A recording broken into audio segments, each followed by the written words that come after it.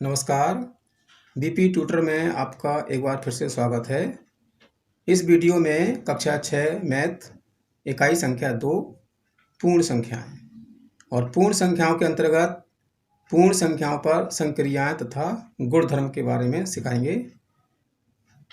सवाल को निकालने से पहले कुछ इसके नियम हैं जिनको ध्यान में रखा जाएगा। पूर्ण संख्याओं में गुणा का प्रगुण। पहला नियम है, किसी पूर्ण संख्या और शून्य का प्रगुण सदैव शून्य होता है। इसका मतलब ये है कि किसी भी पूर्ण संख्या में अगर शून्य से गुणा की जाएगी तो उसका गुणनफल शून्य होता है। नियम नंबर 2, किसी पूर्ण संख्या और एक का प्रगुण सदैव वही संख्या प्राप्त होती है जिसमें आप एक से गुणा करते हैं। आसान भाषा में कहा जाए तो किसी भी पूर्ण संख्या में अगर हम एक से गुणा करेंगे तो उसका गुणनफल सदैव वही संख्या प्राप्त होती है जिसमें एक से गुणा किया जाता है। अब नियम नंबर 3, किसी संख्या युग्म में उनका क्रम बदल देने पर गुणनफल समान प्राप्त होता है। जैसे 4 गुणा 7, 4 और 7 में गुणा करेंगे तो इसका गुणनफल आएगा 28। अब इनका क्रम बदल देंगे, 7 पहले लिखेंगे गुणा 4 बाद में लिखेंगे। अब 4 से गुणा करेंगे 7 में, 4 सत्ते 28, इसका उत्तर भी 28 आएगा। दोनों के गुणनफल समान प्राप्त होते हैं तो ये दोनों समान हैं। अब चलते हैं अभ्यास 2C की तरफ।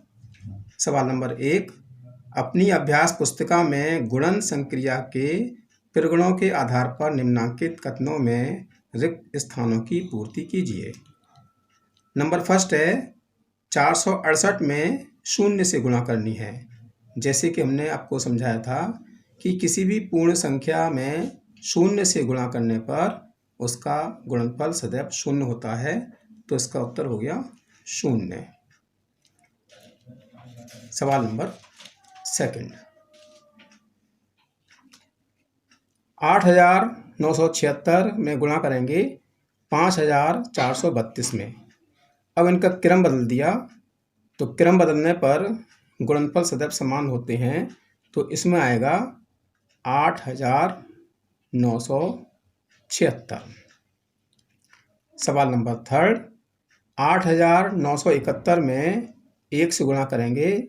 नियम नंबर 3 हमने समझाया था, किसी भी पूर्णांक संख्या में 1 से गुणा करने पर उसका गुणनफल वही संख्या प्राप्त होती है जिसमें 1 से गुणा किया जाता है। तो 8,971 में 1 से गुणा करेंगे तो इसका गुणनफल आएगा 8,971। अब चलते हैं सवाल नंबर 2 की तरफ। निम्नलिखित का गुणनफल उचित प्रगुण का प्रयोग करके ज्ञात कीजिए। अब उचित प्रगुण का प्रयोग करेंगे तो इसका नियम यह है, 4 गुणा 2,834 गुणा 25। तो सबसे बड़ी संख्या लिखेंगे 2,834, फिर उससे छोटी संख्या लिखेंगे 25 है और उससे छोटी संख्या है 4। अब लिखेंगे 2,834 गुणा 25 और 4 की गुणा करेंगे तो इसका गुणनफल आएगा 100। अब 100 से गुणा करेंगे तो 100 से गुणा करने के लिए पहले 1 से गुणा करेंगे 2,834 में, तो इसका उत्तर आएगा 2,834 और 100 में जितने शून्य हैं वो शून्य इसमें दाईं ओर लिख दी जाएंगे, तो ये इसका उत्तर प्राप्त हो गया। सवाल नंबर 2, इसी क्रम से करना है। पहले सबसे बड़ी संख्या लिखेंगे 658 है, गुणा का चिन्ह, उससे छोटी संख्या 80 गुणा का चिन्ह, और सबसे छोटी संख्या है इसमें 5। तो पहले सबसे बड़ी संख्या लिखेंगे 658 गुणा 80 और 5 की गुणा करेंगे तो इसका गुणनफल आएगा 400। अब 400 से गुणा करेंगे तो सबसे पहले 4 से गुणा कर लेंगे, 4 अट्ठे 32, 2 हासिल 3, 4 पंजे 20, और 3 23 हासिल 2, 4 6 24 और 2 26 और 2 शून्य दाहिनी ओर लगा देंगे। ये इसका गुणनफल हो गया। सवाल नंबर 3, पहले सबसे बड़ी संख्या लिखेंगे 4837 गुणा का चिन्ह, उससे छोटी संख्या लिखेंगे 40 गुणा का चिन्ह, उससे छोटी संख्या लिखेंगे 25। इसी क्रम में पहले सबसे बड़ी संख्या लिखेंगे 4837 और फिर 40 और 25 की गुणा करेंगे तो इसका उत्तर आएगा 1000। अब 1000 से गुणा करेंगे तो पहले 8437 में 1 से गुणा करेंगे। 1 से गुणा करने पर गुणनफल वही प्राप्त होगा 4837 और 3 शून्य दाहिनी ओर लगा देंगे। सवाल नंबर 3 शुरू करते हैं। वितरण प्रगुण का प्रयोग करके निम्नांकित में से प्रत्येक का गुणनफल ज्ञात कीजिए। वितरण प्रगुण, वितरण का मतलब है बांटना। जो संख्याएं हैं उनको 2 भागों में बांट लेंगे। कौन सी संख्या बांटेंगे इसको हम ध्यान में रखेंगे। तो इससे पहले हम कुछ नोट हैं। नंबर 1, गुणन का योग पर वितरण प्रगुण। इसका सूत्र है पहली संख्या गुणा दूसरी संख्या प्लस पहली संख्या गुणा तीसरी संख्या, अर्थात पहली संख्या और दूसरी संख्या के गुणनफल में पहली संख्या और तीसरी संख्या के गुणनफल को जोड़ देंगे तो ये कहलाएगा गुणन का योग पर वितरण प्रगुण। दूसरा है गुणन का घटाने पर वितरण प्रगुण। घटाने पर सूत्र वही है पहली संख्या गुणा दूसरी संख्या माइनस पहली संख्या गुणा तीसरी संख्या, अर्थात पहली संख्या और दूसरी संख्या के गुणनफल में से पहली संख्या और तीसरी संख्या के गुणनफल को घटाएंगे। अब सवाल नंबर 3 की ओर चलते हैं। पहला सवाल है 487 गुणा 1008। अब इसमें हम 1008 को करेंगे वितरण का प्रयोग, क्योंकि ये 1000 के निकटतम है। तो लिखेंगे 487 गुणा 1008 का वितरण करेंगे तो आएगा 1000 प्लस का चिन्ह, फिर 487 गुणा 8। ये हो गया वितरण, योग पर वितरण प्रगुण। 1000 से गुणा करेंगे 487 में तो सबसे पहले हम 1 से गुणा करेंगे। 1 से गुणा करने पर जिस संख्या में 1 से गुणा करते हैं उसका मान वही संख्या प्राप्त होती है। तो 487 और 3 शून्य इनको जोड़ना है पहली संख्या और तीसरी संख्या के गुणनफल में। अब 8 से गुणा करेंगे, 8 सत्ते 56, 6 हासिल 5, 8 अट्ठे 64 और 5 69 हासिल 6, 8 चौक 32 और 6 38। अब दोनों संख्याओं को जोड़ना है। 0 और 6 आएंगे, 0 और 9 आएंगे, 0 और 8 होंगे, 7 और 3 10 हासिल 1, 8 और 1 9 और ये 4। ये इसका उत्तर प्राप्त हो गया। उसी प्रकार से सवाल नंबर 2, वितरण का प्रयोग। अब इसमें देखना है कि घटाने पर वितरण का प्रयोग होगा या योग पर। तो इसका निकटतम मान होगा, जैसे ये है 998, इसका हम वितरण करेंगे, इसको 2 भागों में बांटेंगे तो आएगा 1000 माइनस 2, 436। तो पहले लिखेंगे हम 436 गुणा 1000,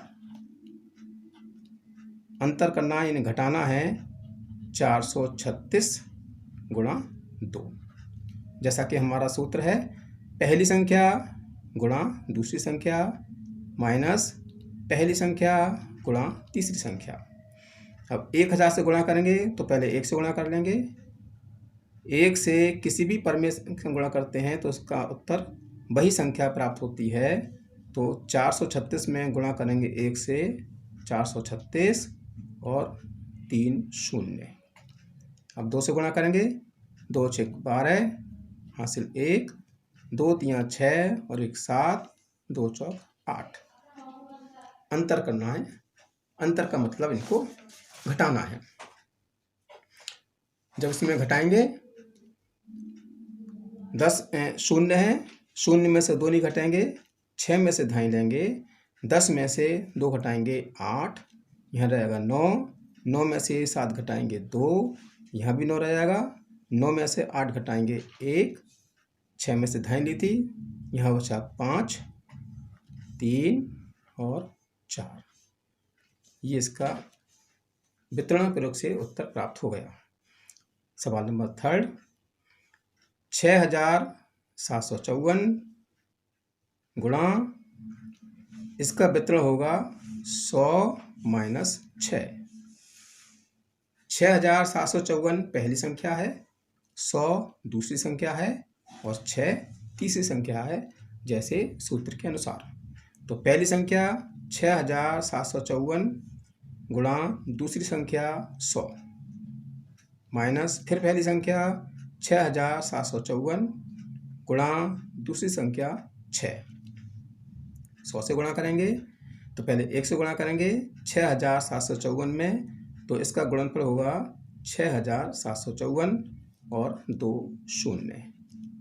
6 से गुणा करेंगे, 6 चौक 24 का 4 हासिल 2, 6 पंजे 30 और 2 32 हासिल 3, 6 सत्ते 42 और 3 45 हासिल 4, 6 छंग 36 और 4 40।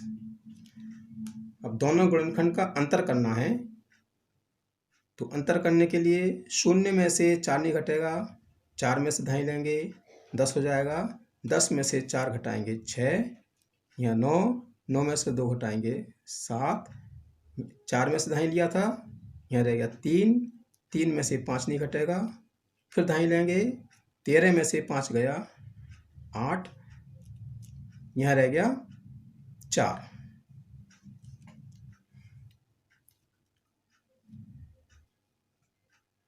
4 में से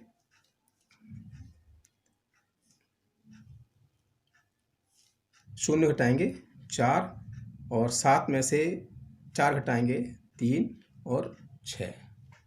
ये इसका उत्तर प्राप्त हो गया। अब है सवाल नंबर 4। सवाल नंबर 4 में 106 निकटतम मान के अंतर्गत है।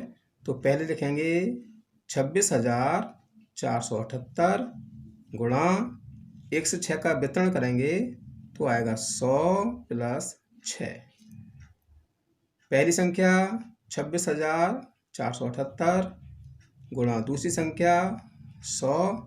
अब प्लस का चिन्ह है, पहली संख्या 26,478 और तीसरी संख्या 6। 100 से गुणा करेंगे तो पहले 1 से गुणा करेंगे 26,478 में। जैसा कि आपको पता है, 1 से किसी भी संख्या में गुणा करेंगे तो उसका उत्तर वही संख्या प्राप्त होती है।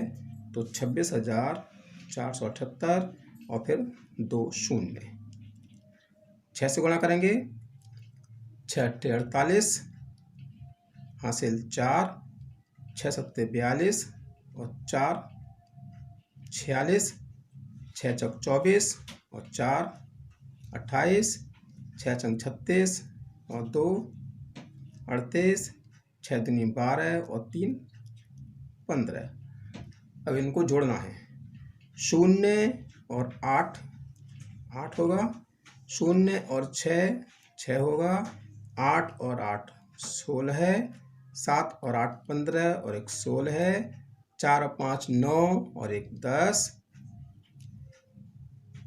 6 1 7 और 1 8 और 2 का 2। ये इसका उत्तर प्राप्त हो गया। तो इस प्रकार से ये आपके अभ्यास 1 2C पूरी हो गई।